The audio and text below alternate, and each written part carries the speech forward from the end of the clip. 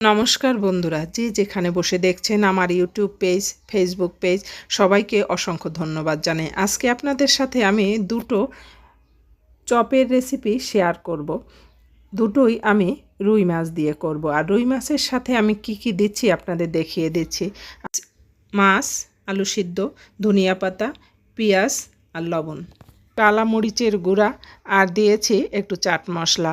এবার আমি এখানে কয় পিস বিস্কুট নিয়েছি, এটাকে ভালো করে গুঁড়ি করে নিলাম। এবার এর সাথে মিশিয়ে নিলাম। আর এবার আমি ভালো করে মাখায় নেব। বন্ধুরা, যদি ভালো লেগে থাকে লাইক শেয়ার সাবস্ক্রাইব করতে বলবেন না। আর ফেসবুক পেজের বন্ধুদের বলছি, আপনারা যদি ভালো লেগে থাকে তাহলে ফলো দিয়ে দেবেন। বন্ধুরা, আমি এবার হাতে একটু তেল মেখে এটাকে গোল শেপ দিয়ে নিচ্ছি। আপনারা যে কোনো শেপ দিতে পারেন, লম্বা গোল যেটাই দিতে পারেন। সারা দিন পর রোজা রেখে এভাবে যদি আপনারা চপ খান, এটা স্বাস্থ্যকর, মুখরোচক, খুব টেস্ট হয় এই খাবারটা। একেবারে আপনার যদি 2-3টা খান, দেখবেন পেটটা আসলে ভরা ভরা হয়ে যায়। খুবই ভালো লাগে খেতে এই চপটা। আমি আপনাদের জন্য শেয়ার করলাম, ভালো লাগলে অবশ্যই খেয়ে দেখবেন। এবার বাকি চপটা আমি তৈরি করব। নিয়েছি একটা কাঁচা কলা সিদ্ধ, একটা নিয়েছি আলু সিদ্ধ। এবার আমি 2 পিস মাছ নিয়েছি, মাছের কাঁটাটা ফেলে দিচ্ছি ভালো করে, বাচ্চারাও যাতে খেতে পারে সেই জন্য ভালো করে বেছে নিতে হবে। দিয়ে দিলাম ধনিয়া পাতা, পেঁয়াজ কুচি। এবার বাকি মশলাগুলো দিয়ে দেব। লবণ দিয়ে দিলাম টালা মরিচের গুঁড়া, আর দিয়ে দিলাম এখানে চাট মশলা। অবশ্যই এইটুক মশলা দিবেন, তাহলেই কিন্তু টেস্ট হবে। এবার পেঁয়াজটার সাথে এই লবণ মরিচটা ভালো করে আমি মাখায় নেব, যাতে পেঁয়াজটা একটু নরম হয়। নরম হলে কিন্তু ভালো হবে।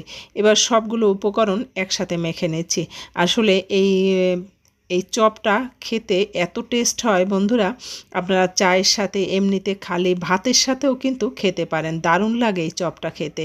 আমি আপনাদের সাথে খেয়ে শেয়ার করলাম। আর দেখেন, আমি কলা কিন্তু সিদ্ধ করেছি ছোলা ফেলে সিদ্ধ করলেই কিন্তু ভালো হয়। এবার ভালো করে মাখায় নেব। আর মাখানোর জন্য মধ্যে যেন একটু দানা দানা না থাকে, যেহেতু আলু আছে। এবার ভালো করে আমি মিক্সড করে আরেকটা ব্রেড তৈরি করে নেব। আমি এখানে রুটি আর বিস্কুট দিয়ে মিক্সচারে করে নিলাম। একটা ডিম নিলাম ভেঙে। জাস্ট আমি চপ তৈরি করব, চপের সব উপকরণগুলোই আমি এখানে দেখিয়ে দিচ্ছি। এবার ডিমটাকে আমি ভালো করে ফেটিয়ে একটা একটা করে আমি চপের শেপ দিলাম। অবশ্য আপনারা যেরকম খুশি দিতে পারেন। আমি একটু লম্বা লম্বা করে দিলাম, আপনারা গোলও দিতে পারেন, লম্বাও দিতে পারেন, যে যেমন খুশি এটা দিতে পারেন, এটা কোনো সমস্যা না। একটু পাতলা পাতলা করে দিলেই কিন্তু ভালো হয়, ভিতরটা ভালোভাবে হয়ে যাবে, কুক হয়ে যাবে। এবার আমার কিন্তু সবগুলোই বানানো হয়ে গেছে। আর আমি যে রুটিটার বিস্কুটটা নিয়েছিলাম সেটার গুঁড়োও হয়ে গেছে। এবার সবগুলো একত্রে মিক্সড করব। আমি ডিমের মধ্যে ডুবিয়ে, এবার এই গুঁড়ার মধ্যে ডুবিয়ে ডুবিয়ে সবগুলোই কিন্তু এভাবে কোট করে নেব। আর এভাবে কোট করে একটু 10-20 মিনিট রেখে দেবেন, যাতে এগুলো ভালো করে বসে যায়। এবার আমি তেল বসিয়ে তার মধ্যে ভেজে নিচ্ছি। তবে হাই হিটে কিন্তু ভাজবেন না, লো হিটে, একেবারে লো হিটে ভাজবেন আস্তে আস্তে করে, তাহলে উপরটা খুব মুচমুচে হয়ে যাবে আর ভিতরটা নরম থাকবে। আসলে এরকম কিন্তু উপরটা মুচমুচে আর ভিতরটা নরম জুসি জুসি ভাব একটা, খেতে কিন্তু দারুণ লাগে খেতে। এটা আপনারা ইফতারের সময় অনায়াসে খেতে পারেন, খুব টেস্ট লাগে খেতে। আর এটা ভাতেও কিন্তু খেতে ভালো লাগে।